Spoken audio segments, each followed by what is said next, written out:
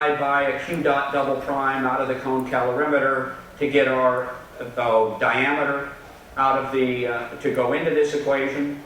We can sit there and plot this, and we get this sort of growth in it where it has a size of about 1/2 meter, 1.5 meters in diameter, which is sort of, although it gives me comfort in that this isn't 3 or 4 meters in diameter or something that would be unreasonable, or down to 1/2 meter, but would fit when you look at this sort of, you're trying to deal with a aggregate of a complex shape. And so this is not a sort of bad gut feel to the answer, or to the number. When we look at it, now these particular points, this is flame height as a function of time. Each one of these points represents a grad student sitting there looking at videotape, at taking 2 seconds of data either side of this point, and going through these videotapes frame by frame. I mean, graduate students are a great invention. They're inexpensive labor. This cost me, I mean, trivial amounts of money when you consider it. They didn't point out to me that the guy was nearly blind. He happens to wear contact lenses, but I can assure you he was, I thought, fairly accurate, so I did spot check some of these. But each one of these little points represents 100 individual frames from the videotape. So he was sitting there looking at it, and he'd look, because it's a 50 hertz system, 25 frames a second, 4 seconds of data go into that average, so it's 100 frames that they're looking at for each one of those points. We did this for all 10 chairs that we looked at. It took him a while, but you can see that's where these points come from. There are now more sophisticated video analysis techniques that we're going to be revisiting this with. And then the line here that you see is Heskestad's equation there. So it's actually not, you know, I look at that and I was pretty pleased with that result, actually. If we look at what our predicted flame height is versus the measured, we get, this line would be a perfect correlation, and it's not quite a shotgun blast of the data. These lines here represent the plus or minus 25%, and so it's not actually a bad result when you look at it for what is 10 different pieces of furniture. Some of these, all of the A2 is simply a coating which gives you the particular chair and the fabric that was on it.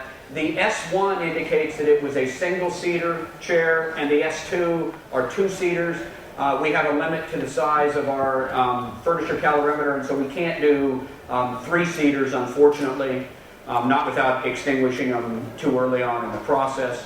But it's not a bad result. I was quite pleased with that one, actually, when you consider that these are the sort of flame shapes that you're actually looking at.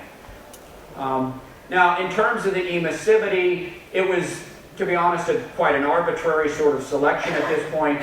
We basically are using an emissivity, if you wanted to take it on average, of about 0.95. But we do use that same diameter that we've calculated, or effective diameter that we've calculated. And so in the early stages when the fire's developing, we reduce the emissivity, and then once we get out here at about 1 meter or so in diameter, we end up getting pretty close to 1. I see I've got my yellow card, so I might pick up my pace slightly. The temperature, these are the temperatures within our one particular burning piece of furniture, but the 800 degrees is not an unreasonable sort of value to use. Now, when we actually look at our comparison with the data, this happens to be a single-seater, and what you have is our individual points here are the measurements from various locations. The little stars are on the side of the chair. I can't actually see what those are. The little X's, I believe, are up high, and the ones that we sort of expect the best result with are down low, directly in front of the chair. They're the little squares. The red dotted line is what happens with the cylindrical model, or what we call the complex, versus our point source model, which is the solid black line in here. And although at the peak here we are overestimating, for a large part of our flaming, we actually see some very good comparison between our simple model and what we are measuring. When we go to 2-seaters, we actually still fit, I think, pretty well with our results. We're now sort of slightly under-predicting the early peak and better predicting the late peak.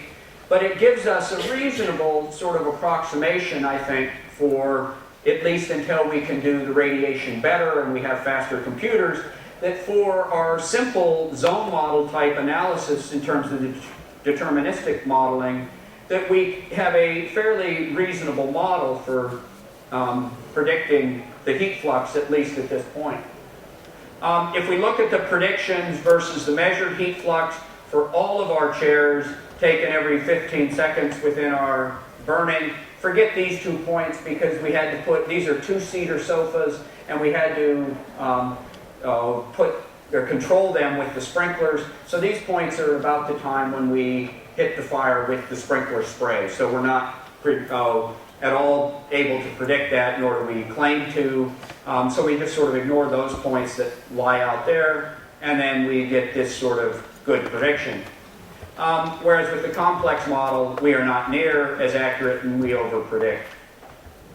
So, due to the complex geometry of the upholstered furniture, the flames are difficult to model, we know that. But the point source approximation gives us surprisingly accurate predictions, at least at this point, 1.5 meters from the center of the burning object.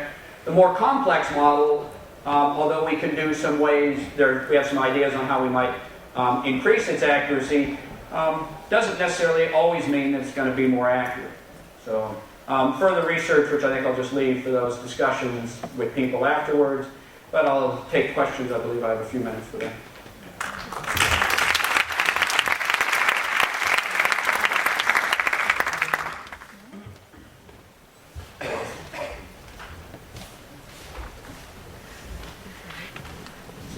Was this furniture fire retardant? Or? No, it's just, no. And in fact, really, I don't know that it's something we want to be proud of, but we have some very, I guess, advanced furniture that burns much more rigorously than European furniture, which is not necessarily a good thing. But no, in fact, we don't put any regulation on our furniture.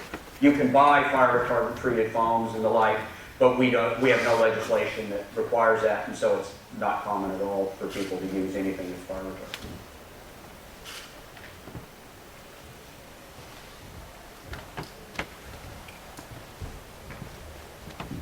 So if I understood you correctly, you're using that 0.45 fraction, which is, to me, considerably higher than it should be. And that, if I understood correctly, is for the simple model. That would suggest to me that in reality your simple model is actually predicting a little bit low and you've corrected it upwards in order to get the data. Possibly. I took the liberty of sort of anticipating this question. Now this is again a crude approximation where we simply looked at the temperature in the duct, and with looking at that particular temperature we then use that to get a convective fraction. So if I do that and then take the convective fraction from the total, I have an estimate of what the radiative fraction is. And that's what this is here in the red line, whereas the blue line gives you the heat release rate.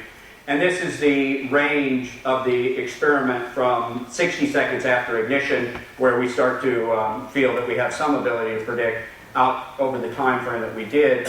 And you can see that it does creep up into that 45-degree range. So yes, I take your point. I'd be happier if it was down, well, 35, 40 sort of range.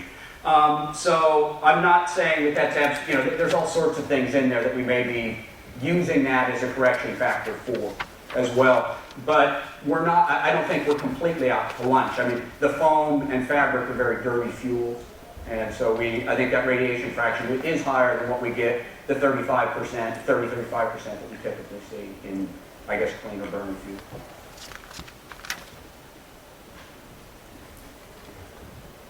Okay, if there is no further question, thank you very much.